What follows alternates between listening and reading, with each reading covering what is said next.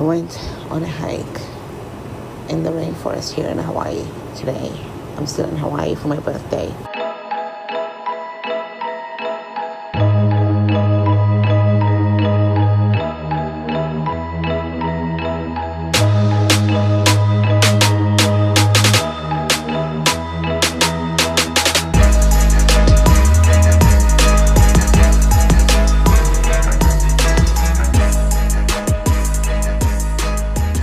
Today subsequently is my birthday. I turned 47 today. It's right now 5:37 in the afternoon, and I'm on the balcony of my room where I'm staying. I got an upgrade, which I'm thankful for. It feels so good just being here, knowing that there's so much world going on right outside. I walked probably almost 10,000 steps today. Yesterday it was more than 13,000. But I went for a hike in the rainforest. And in the beginning I was like, there's nobody else here. I just want to ask somebody hey, am I at the right place? But I was like, all right, the GPS says keep going. So I kept going. I need to charge this thing. I thought it died just now. And I was like, all right, just keep going. And I did. And I went in, and it was wet on the ground and slippery. And you could see the footprints. You could see where other people walked and stuff like that. But at the same time, sorry, I'm going to take portable charger because I'm really enjoying sitting outside. And also, there's no couch inside, and my bed is really uncomfortable, so there's no point. It's nice just laying on this fake grass, feeling like I'm on the lawn. I'm camping out here. I just had dinner out here, leftovers from who knows when, for my birthday. Can you imagine? This hike, there was nobody else there, right? And I was like, am I going to stumble upon people? And then I started to adjust to the fact that there's not going to be another person here. And it got to a point of, if I see somebody else here or hear another voice, I'm going to lose my shit. Because I got comfortable in knowing that there was nobody else. It was just me. Then I remember seeing the reviews on Google Maps. I was like, wow, those people were here with other people. Well, this is the story of my life. People in general in life, from my perspective, are with other people. They're doing things with other people. You know what? They really need to clean this balcony. Pieces of paper here. Come on. Just vacuum. Anyway. I was like, I really am here by myself. I put on my safety vest, just, in case, I don't know, I get lost or whatever. It's so narrow, just tall trees on either side, and you're just walking. And you can tell that if you slipped and fell, and it looks like, it's not a canyon, but it's just like, whoa, right? Or if you dropped your phone or your backpack or something, you're gonna be fucked. You're gonna be fucked, right? You lose your cell phone, or you hold back with your cell phone. How the fuck? Especially your cell phone. Maybe your bag can get caught on a tree somewhere, and I don't know how you're gonna hike down to get it. But in actual, the phone's just gonna make its way all the way down. How the fuck are you gonna find it? You're gonna say, find my iPhone to whom? So I had to be extra careful. So there was that element of fear of don't fuck up, nothing bad happen, please. Just let me be safe. And then please, I don't want to see any snakes. I don't want to see a wild animal, like a lion, whatever. What's that lion animal that people talk about, especially in California, Southern California? I didn't see any of that stuff, and I was hoping if any animals can hear me or smell me, which I probably did smell because I was drenched in sweat.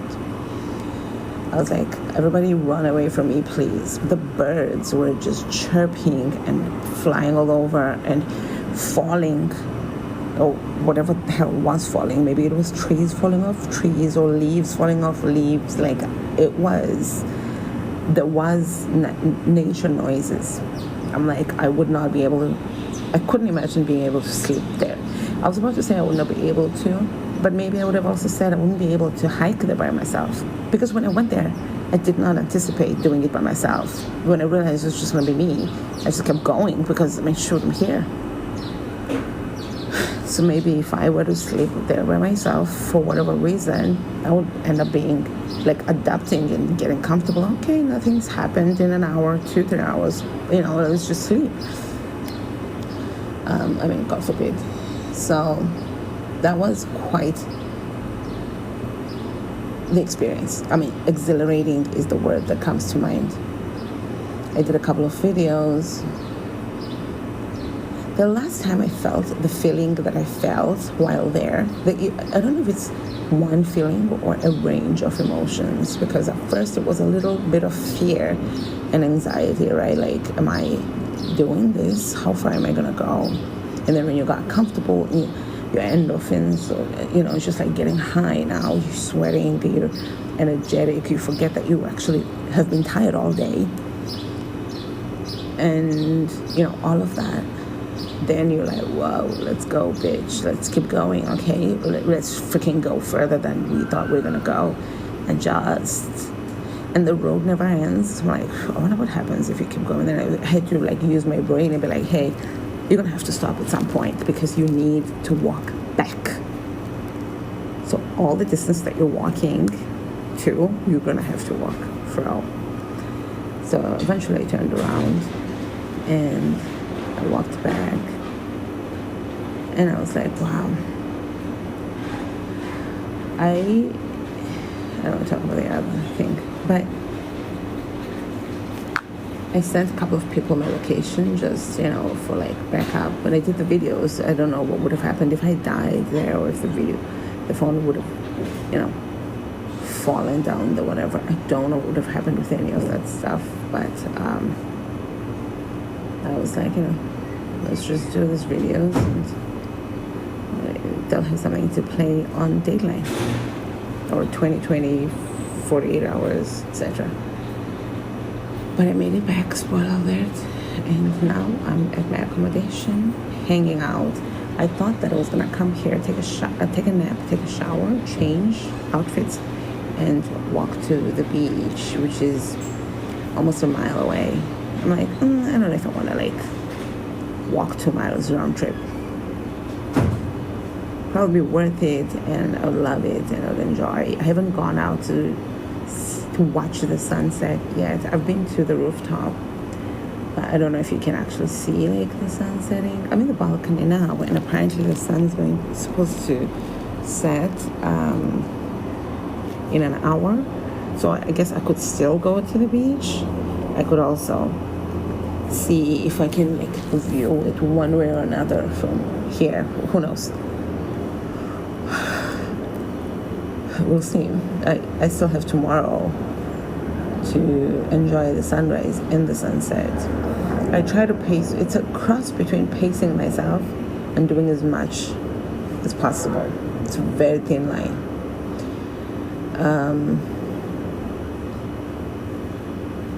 I'm gonna go back home to California, look back at my videos, and be thrilled that I came, amazed at how much I got done, especially from how tired I basically have been since I got here. First night I probably slept 12 hours. I did wake up at 1 a.m. in California to leave, which was 10 p.m. the night before Hawaiian time. The day that I came here, I had been up since, if you look at it from that perspective of Hawaiian time. So I love it here. It's beautiful. I did Google apartments here to see, like, I know it's expensive to live here, but I was like, man, people are living here, so, you know, it is livable. But I also was like, I'm really having a good time here, and I cannot think of going to a place that I was so excited to go to, as much as just remembering that, wow, I'm actually going on a trip to Hawaii. It had always been such a dream for more than 10 years, at least, to when it finally materialized, I was like, wow, this trip is happening. And then it was like, well, how am I going to get to the airport? How am I going to do this? Is my car going to... And all those things. And then I took care of all those things. It got closer. I was like, oh my God, I'm actually going to Hawaii. And then I got on the plane. And then, you know, I was like, oh, I'm running late. There's so much traffic on the way to the airport. You know what I mean? And I was like, no, I mean, I'm not going to miss the flight. Like, I'm not somebody who misses... I didn't wake up at 1 a.m. that day to miss my flight at 8 a.m. Like, and I made it on the plane. I was not the last one to get on. I was still sat there when I got on the plane. Luckily, I didn't have to check anything in, so it was just my backpack. And,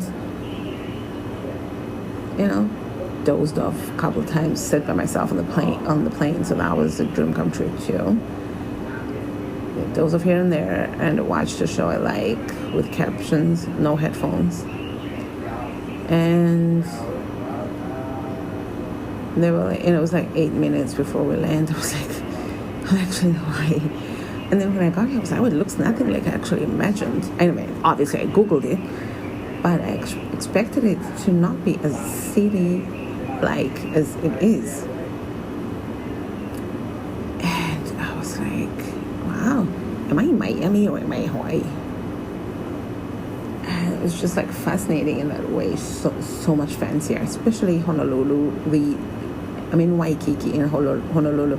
The town that I'm in is just, it's like, I don't know, it's beautiful. It's nice, like palm trees, the ocean, there's beaches everywhere. BEA, not BIT. And it's just like, I walked to the beach yesterday, and everywhere you look, it's like something to see. It's not sensory overload because it's, you know, it's not super colorful. It's actually the same colors. It's kind of like Miami skyline type thing, you know, the blue and the white and that kind of thing. So it's not sensory overload in that sense. There are people, but it doesn't feel overcrowded. It doesn't feel like LA. And LA is also like colorful, so it doesn't have that aspect to itself. Lots of Asian food, which gets a little tired because I don't like the teriyaki, like the sweetness in the Asian sauce. A lot of carbs, a lot of rice and bread, things inside breading, like that kind of thing, which I'm not into that. And it's a lot of chicken, maybe pork here and there, and some fish. There's not enough fish actually for an island, if you ask me. Maybe not in the budget that I'm looking at. There's shrimp, but you would expect a lot of things to be fish-wise. I mean, maybe I'll go to Alaska for that, which I am looking forward to going. But it's been great so far. Met a lot of people who are doing slow traveling. People have been traveling since September. It's April. That's more than 6 months. Some for 6 months, some for 2. People have been traveling for months. Some are like since January. I'm like, wow, it's April. And I'm like, I'm literally the only one who has been traveling since the day that I arrived in Hawaii, like who just came from my house, from my own bed, after like a month and a half of not going anywhere, which I know rich people problems type, because the fact that it had only been a month and a half since I'd been to my previous trip is still, you know, luxurious, and its goals I'm glad that I didn't have to quit I don't really want to do slow traveling right this second. I'm not there. I like knowing. I do, like, I'd be like, am I staying enough? Yeah, I'm staying long enough. It's short, but it's intended to be that way. I'm looking forward to going home, and I love my life in my house as well. And as much as I love travel, I love having both worlds. So I'm going to go back home and be glad I came. I'm not going to regret anything. That's why I'm doing as much as I can do, and subsequently trying to pace myself as well, because it's not the end of the world. It's only the beginning of another year. I'm very thankful, I'm very humbled, and I'm very aware of how lucky I am. I'm very aware of the breaks that I get given that seem to be endless. I am very aware of just how lucky I am that I get to do things that some people can only dream of. Some people will never get to check off their list. You know, I get to take a photo in my robe at home working and being tired. And then 24 hours later, I'm taking a photo by the beach in Hawaii. Are you kidding? You know what I mean? When less than a year ago, I was in Jamaica. And less than a year ago, and exactly a year ago, I was in Mexico. When the hell was it? Yeah. But exactly a year ago, I was in Mexico, in Lake Tahoe. Just in the last 12 months. And, I was in South Africa, Johannesburg, Port Elizabeth. That kind of life is like, you can't help but count your lucky stars and be thankful. Things are moving in the right direction, and I can talk until the cows come home. I'm just so thankful for so much.